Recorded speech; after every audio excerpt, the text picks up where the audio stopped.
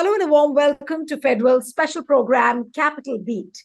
India Alliance, in its first coordination committee meeting yesterday at Sharad Pawar's residence, decided to come out with a list of TV news anchors whose programs will be boycotted by the member parties. Now, if you remember, Congress President Mallikarjun Kharge in the Bangalore and Mumbai meetings had stressed on the fact that the India bloc will come up with a strategy to counter the propagandist media. Now, since it has been done as a strategy, everybody is asking, is this a move in the right direction? Is this a correct and a bold step?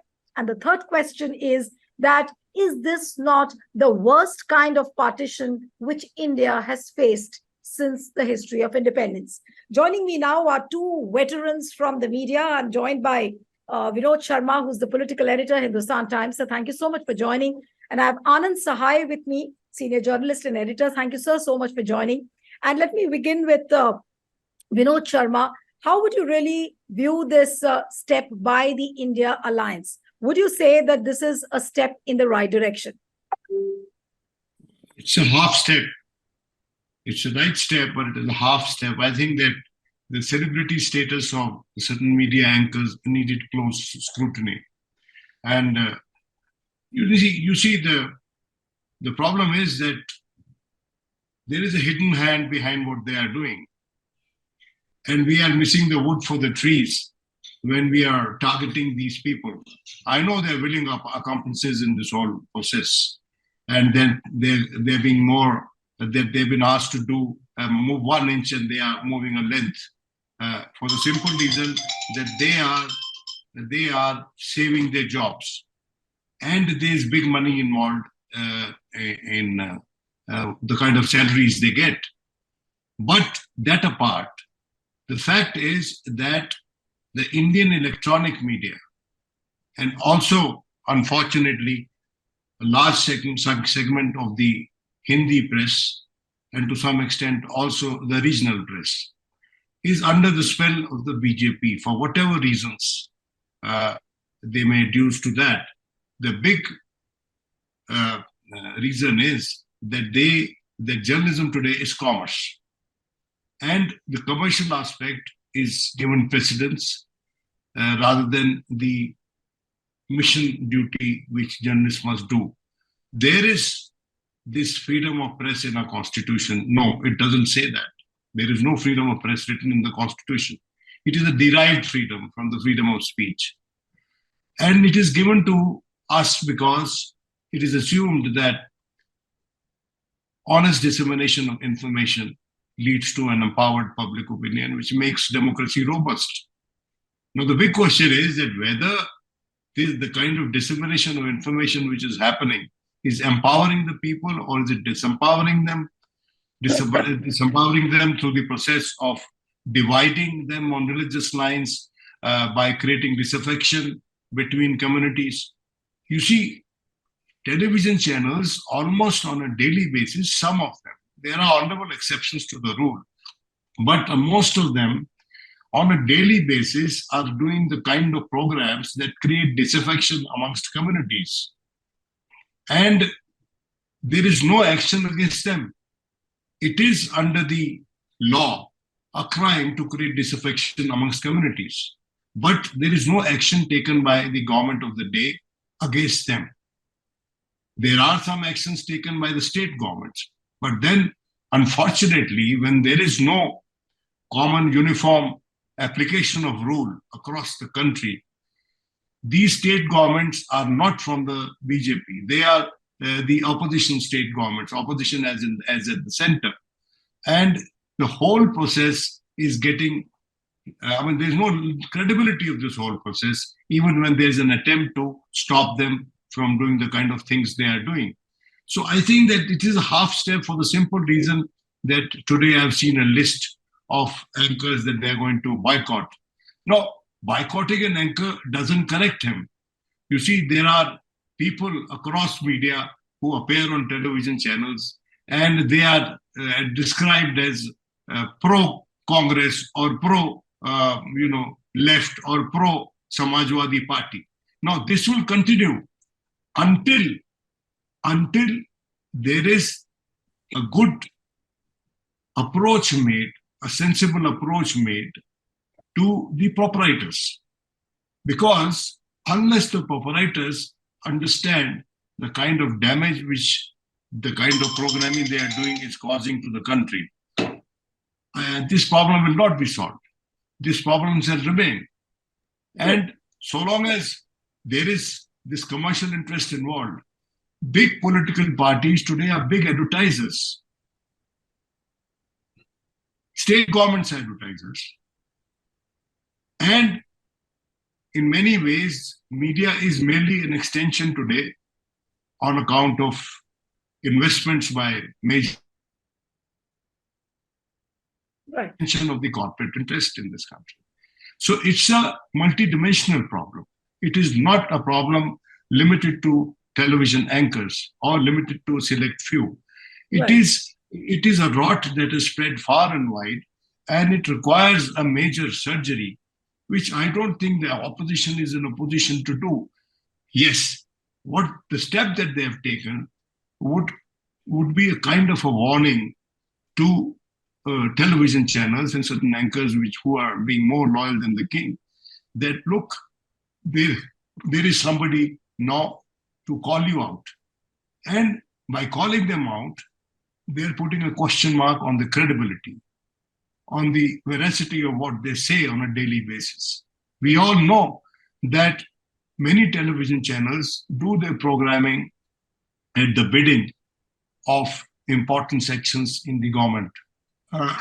And those sections not only decide what issue will be discussed, but they also decide who will discuss those issues by way of a panelist, by way of people who are being invited by these television channels.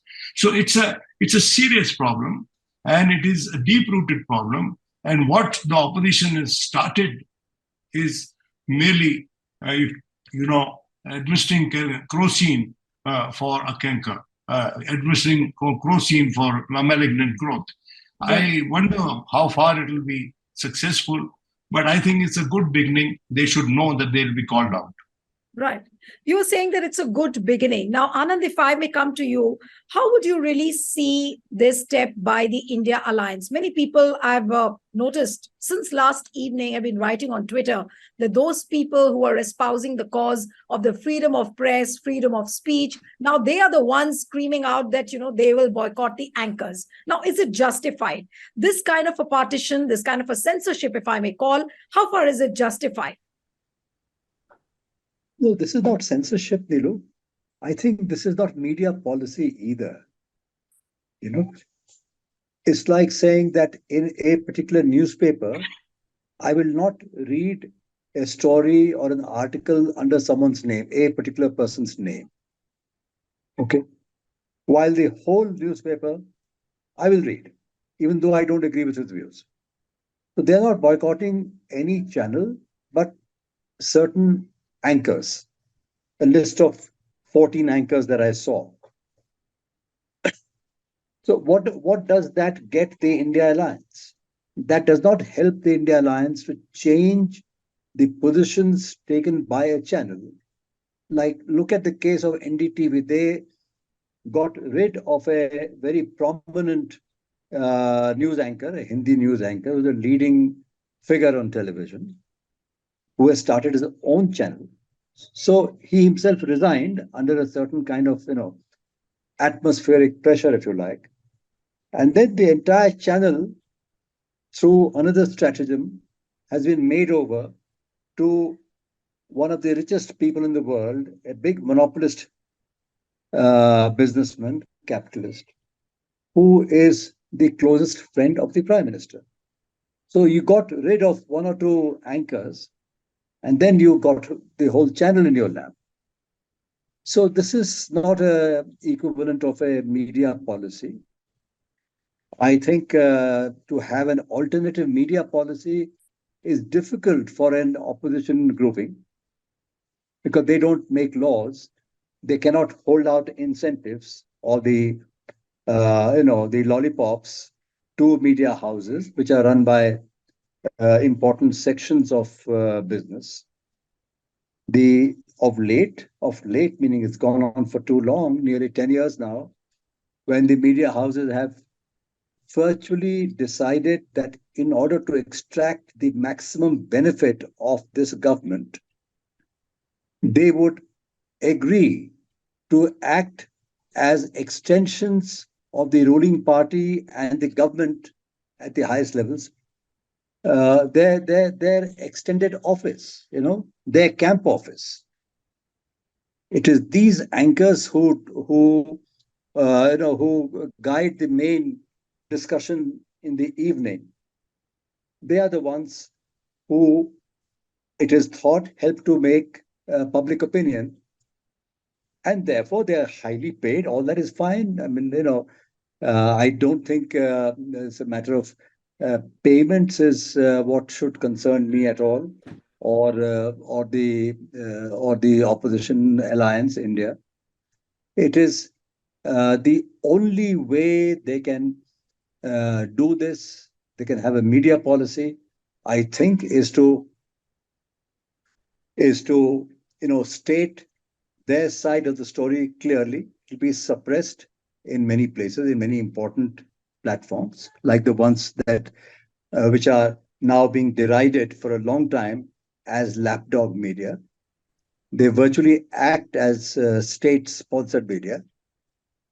The credibility has taken a knock, and yet those media houses are still able to fly the flag because they offer a whole bouquet of programs, and people who have nothing to do at home, they just go on sitting mindlessly and watching. So that's all right. But today, fortunately, I think people who are serious consumers of current affairs news in the newspapers as well as television, they have now gone over to alternative sources of news, such as the ones given out by very many YouTube channels Right. like yours, in every language practically in the country.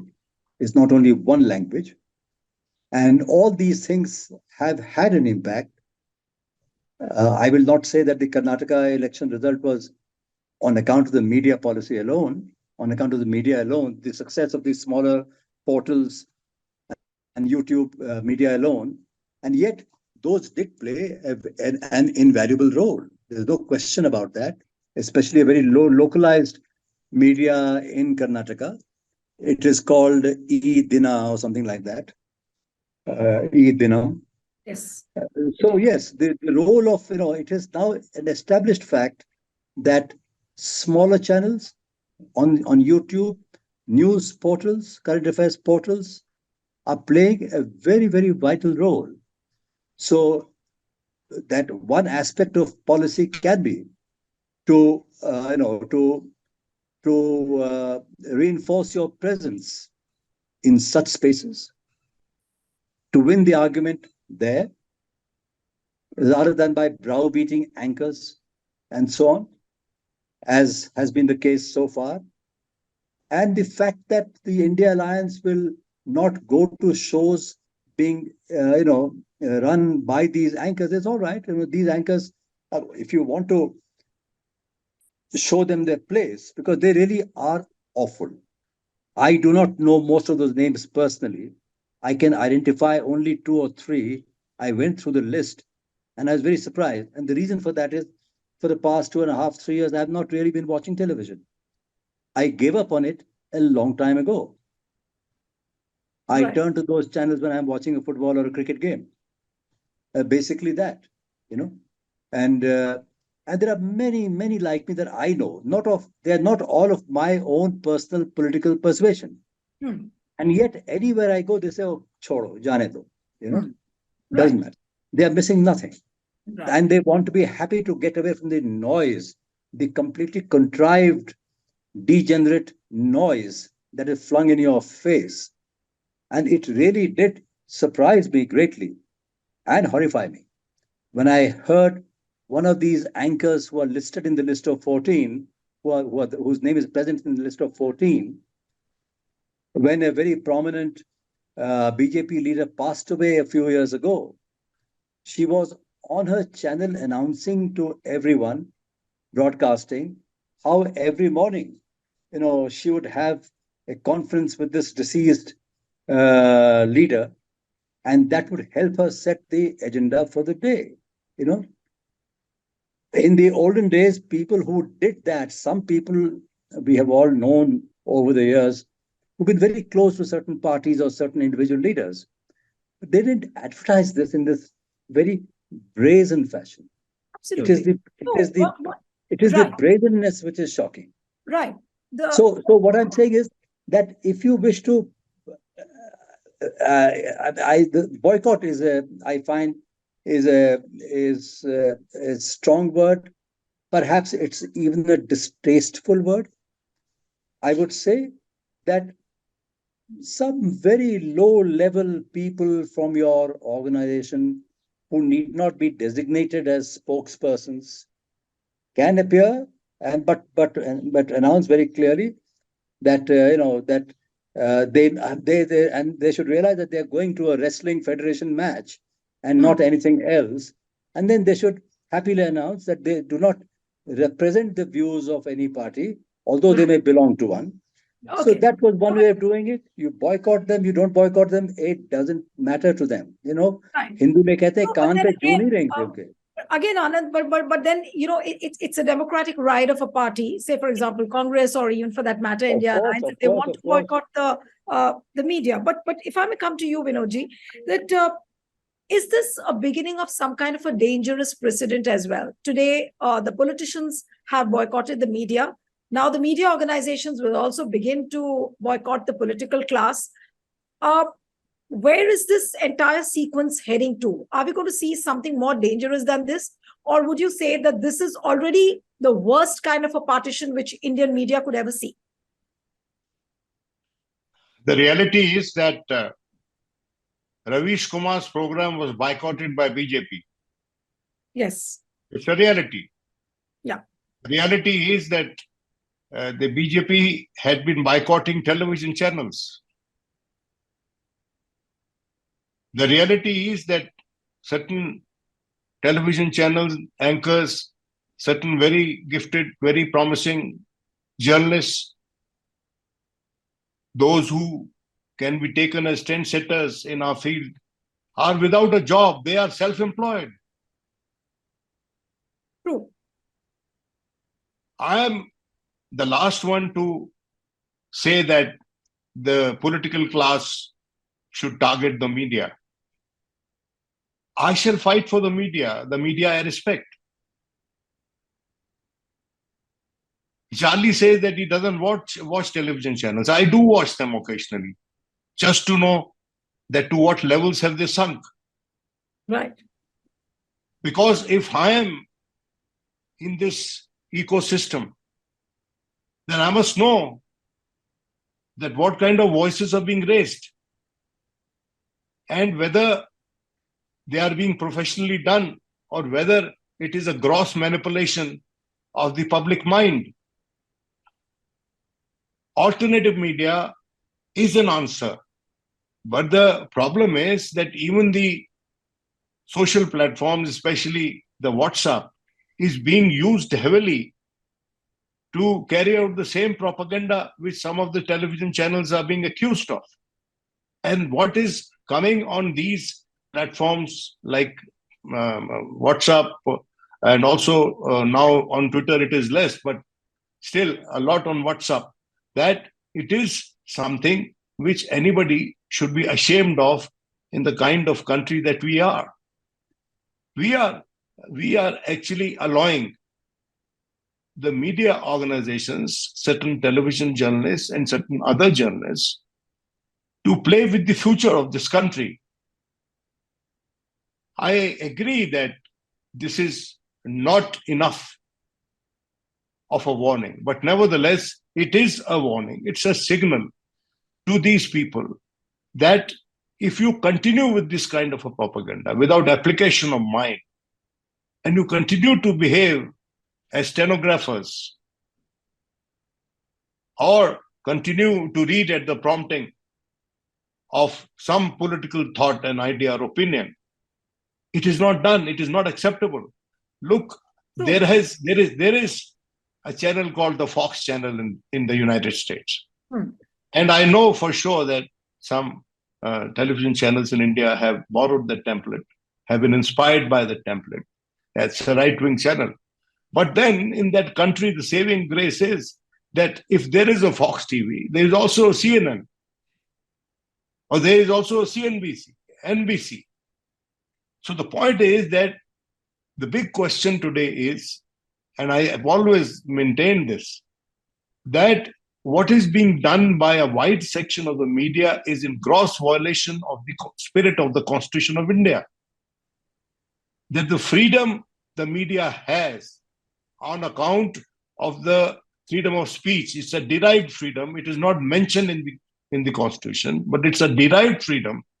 And whether that freedom is being judiciously and honestly exercised, whether the television news platforms, which claim to be number one, number two, having the highest TRPs, are they educating the people or are they misleading them? Right, true. Are they provoking them or are they making them come to terms with certain problems in this country and go on the path of conciliation and togetherness? No, it's not happening.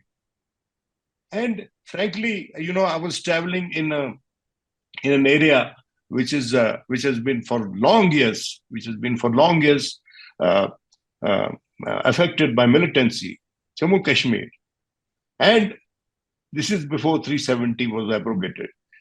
That they say many people, many sensible Kashmiris who wanted an end to this madness of militancy and state repression, that they were saying that from 8 o'clock onwards, the kind of psychological divide that is inflicted on the people by certain television channels or the kind of programming that they're doing is scary.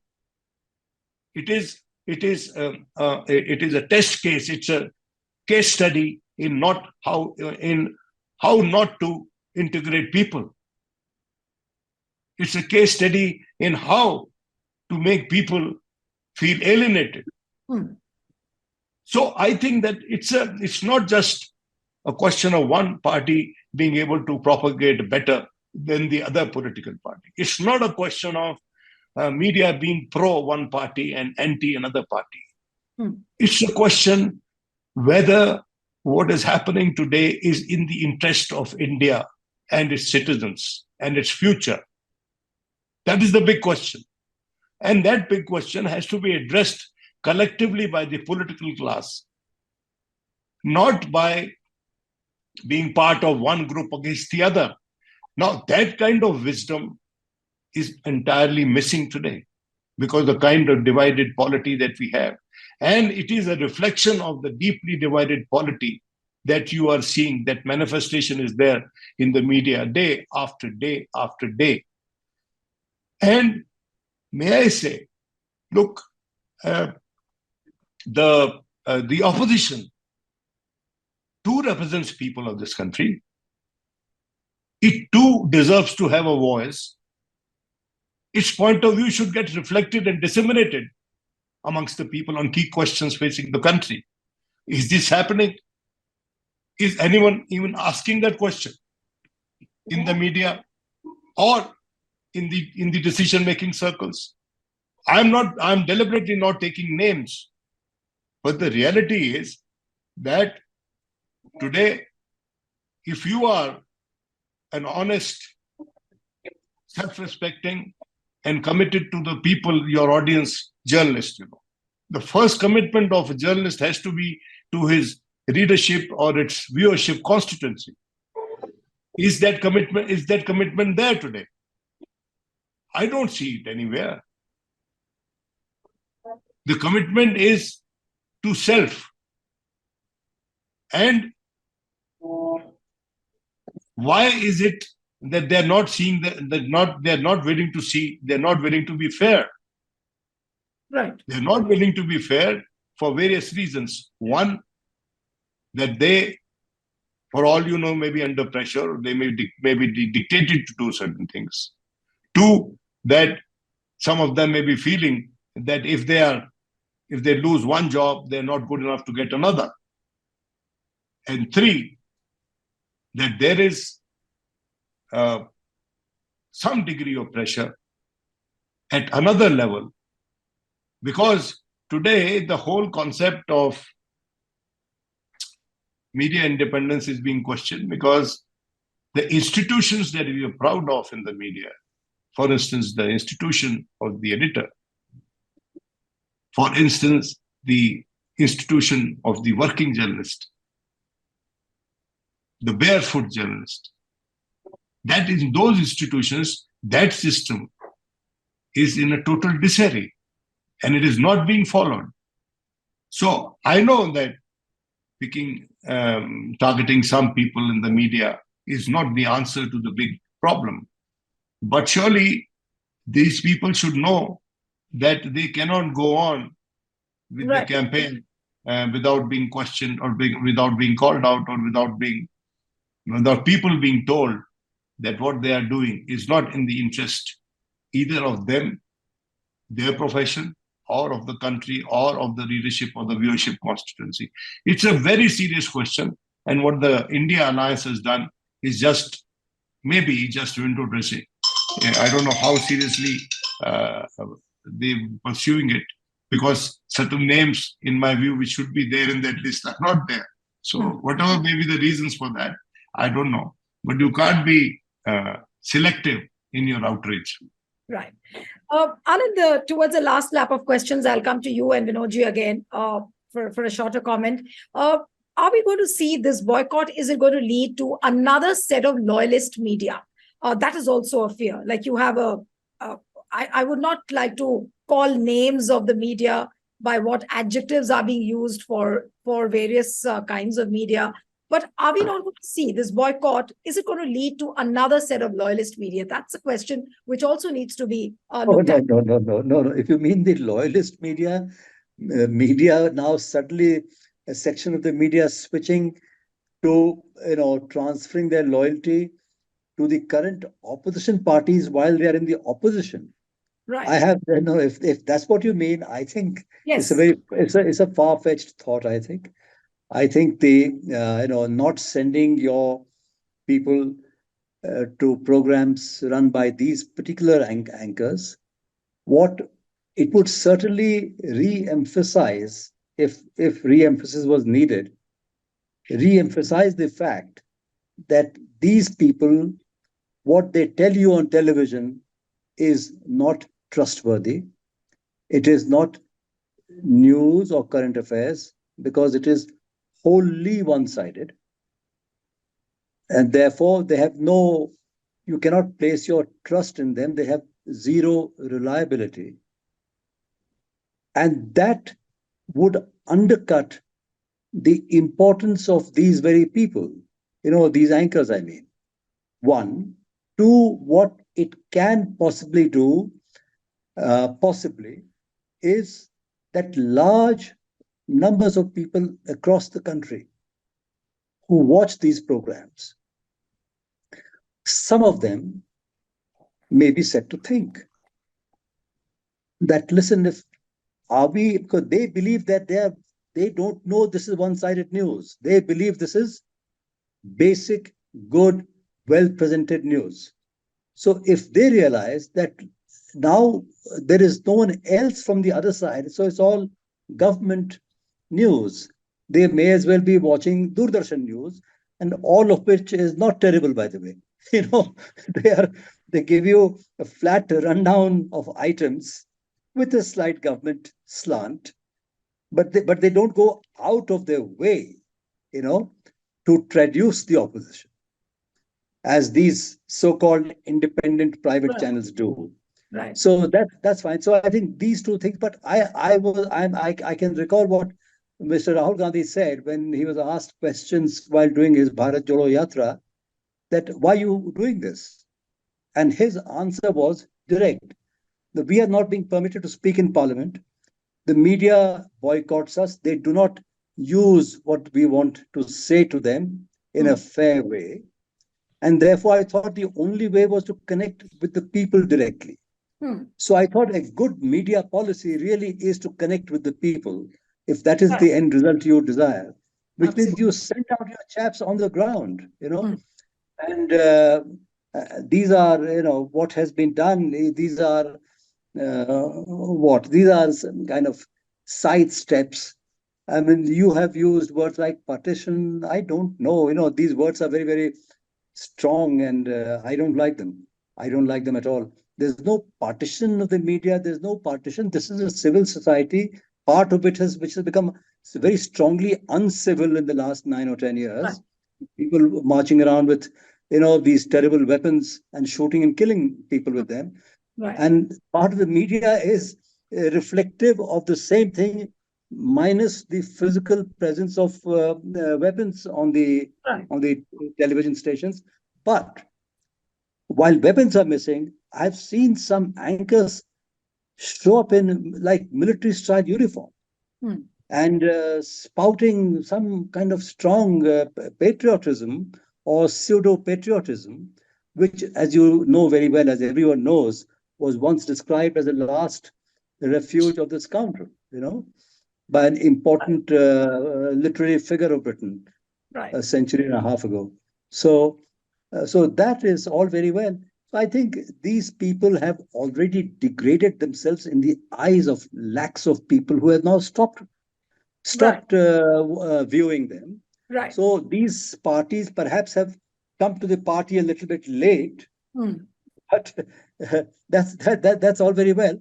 But I think, if you want to erode their credibility even further, then what you do is go around campaigning hard and forget about these things. These are not, you can do a media policy only when you come to power in a country like ours. Though, I really don't care very much for government control over media and so on. In the olden days, there was this great fear in the 50s, 60s, even 70s, that if every Tom, Dick, Harry got hold of the mic and got hold of the television station and radio station, God knows what propaganda they'll go on spouting.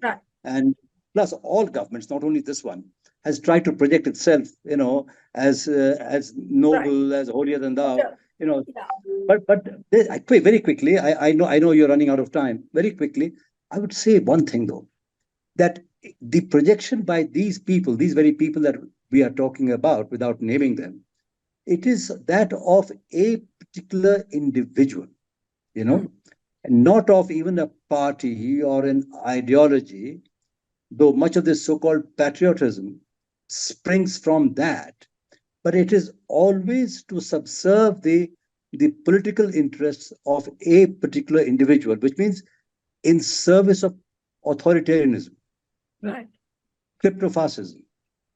So that is what these people are guilty of. And I think they know it. They know it, but they are earning big bucks, so they keep their mouth shut. Thank you. No, but that brings me to the final question, and which I will go to Mr. Sharma too, that I was listening to Anurag Thakur today in one of the rallies where he made a mention that, look, now this is what India Alliance does, apart from talking on Sanatan Dharma, which I'm not getting into. And he said that, look, they are out to boycott media. Now, imagine what will happen if they come to power. This is what Anurag Thakur was mentioning in one of the rallies I just saw on Twitter. But the million-dollar question is that even if it's a half-baked step which they have taken, the India Alliance has taken, can India Alliance return those good days of ethical journalism? Can those old days of good journalism come back, even if it is with these half-baked steps? And as in Modi's language, one might say, the Achhe Din of media. Can India Alliance bring those Achhe Din of media back? I don't like the phrase Achhe Din. Okay. Journalism is not about Achhe Din. Journalism is about identifying with the problems of the people. Absolutely. There, long years ago, The Statesman, which was a great paper, best written paper in the country, very professionally brought out, used to have a Barefoot Journalist Award, rural reporting. We don't have those traditions anymore. There aren't very many teachers Acharyas, the kind of people who taught us journalism, who held our little finger and showed us the way. We don't have journalists anymore who would tell if there is a request from above him that if you want me to stop this story, then with what face will I ask my reporter to get stories in future? True. I have known such editors. That was the great tradition. And that was the great tradition in which the present day ruling party, which was then in opposition, flourished. If they didn't flourish electorally, their points of view did flourish and were taken to the farthest corner of this country, bar the period of emergency. Remember Indira Gandhi as Commerce, the headline of the Indian Express? That was famous headline by Mr. Arun Shourie. Indira Gandhi Pratibha Pratishthan, which was set up by A.R. Antulay. And there were allegations of money being taken. And who was in power at that time? Indira Gandhi was in power. She lost her way when she imposed the emergency.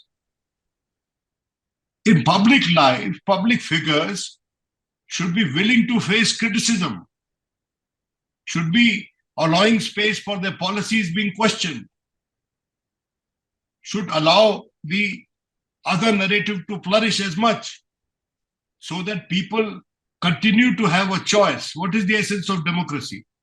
That people should have a choice.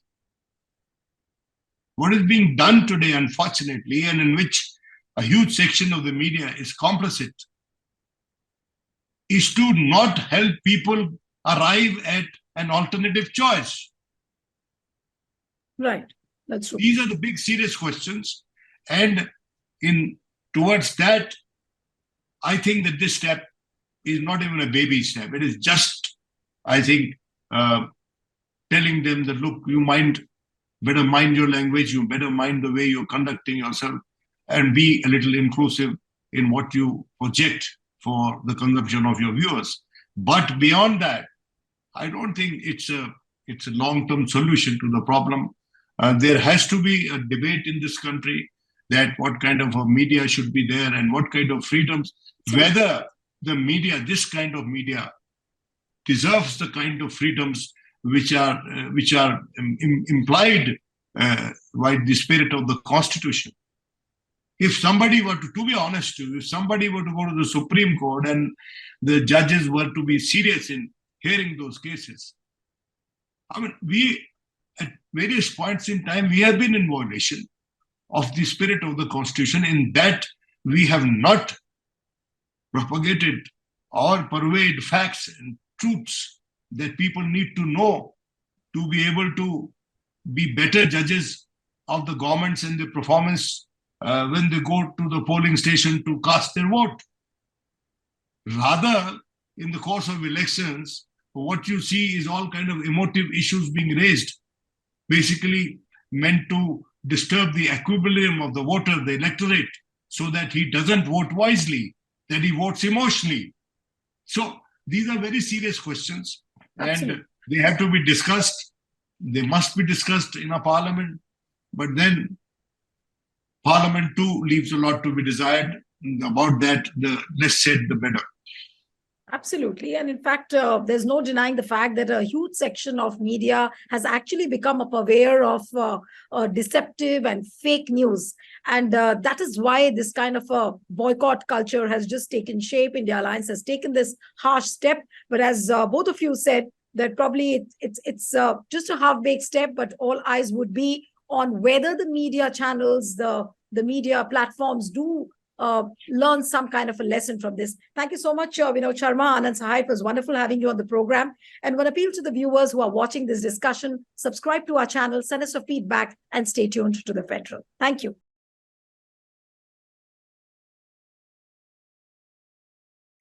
Subscribe to The Federal's YouTube page for more news and updates.